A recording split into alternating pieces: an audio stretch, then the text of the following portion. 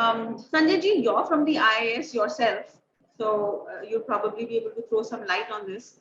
There's been a spate of, in recent times, especially, a bunch of videos that came out of the kind of misinformation, the kind of flagrantly wrong information, anti-Hindu information that was being given out at some of these IAS coaching centers. In addition to that, there was, there are organizations like the Zakat Foundation, which are promoting the recruitment or at least working towards the promotion of recruitment of Muslims. And there's a lot of corruption also with the recent case of this lady IAS officer who was, get her name. Pooja Singhal. Yes, Singhal, yes. What is the, I mean, first of all, are these coaching centers really relevant? What kind of bureaucrats are we making? And finally, my question is, Sanjay ji, do we really need bureaucracy in this day and age? Bureaucracy you'll need everywhere. Well, I know. Even if you run a small NGO, you will need a bureaucracy. Correct. Bureaucracy. So you just can't do without bureaucracy. The only thing is that what kind of bureaucracy you want and how you train them and how you impart certain values in them. That's what's important.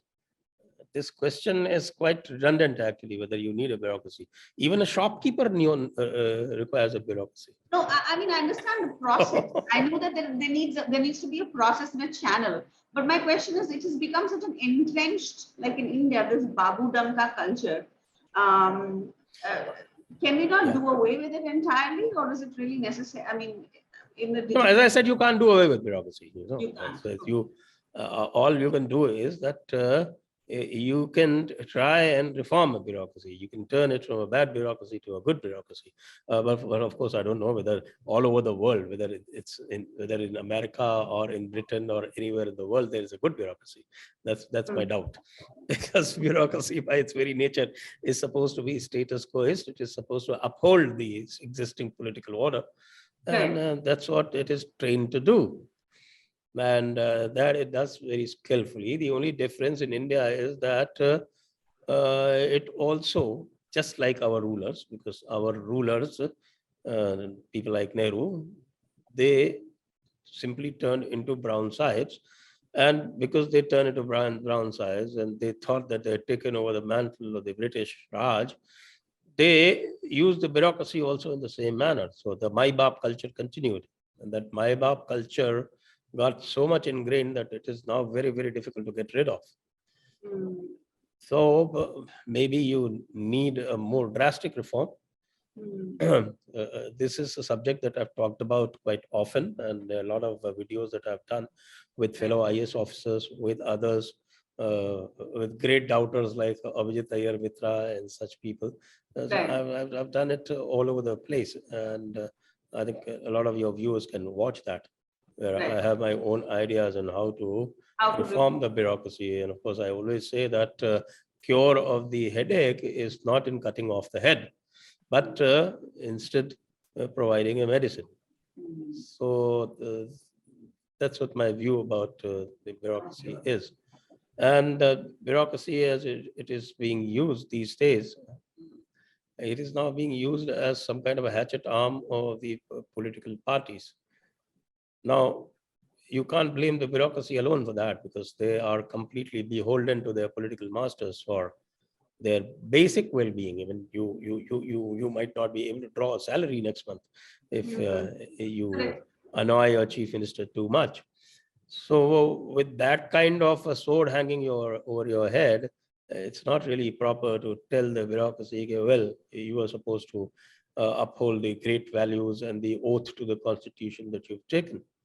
Well, the oath that the bureaucrats take on the constitution, they do it in the security of their rooms. They are not administered the oath of office by the chief justice or by the governor. So it's a very different nature of work that they perform. And the whole system got so much politicized that even the most idealistic of a bureaucrat gets house trained within no time. The smarter ones get house trained quickly, and the less smarter ones, or the more idealistic ones, or the more foolish ones, people like me, they take a lot of time. In fact, they never get house trained.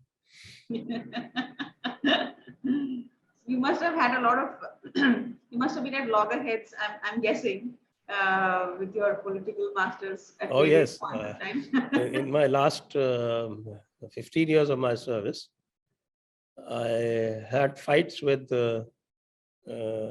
all my chief ministers. Vasundhara Raje 1, then Wow.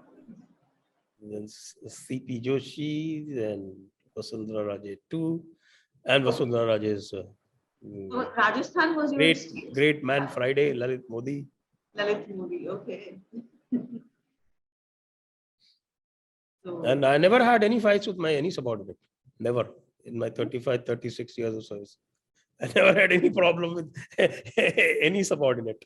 Subordinate. I think that in itself speaks volumes.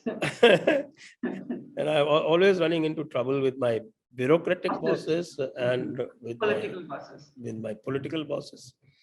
So that about sums up my bureaucratic career.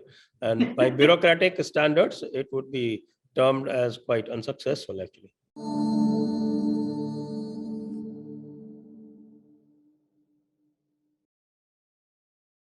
Please remember to subscribe to us and switch on the notifications for this channel. For our other social media links, more content, and to support our work, please visit citti.net. Dhanyavad. Namaskar.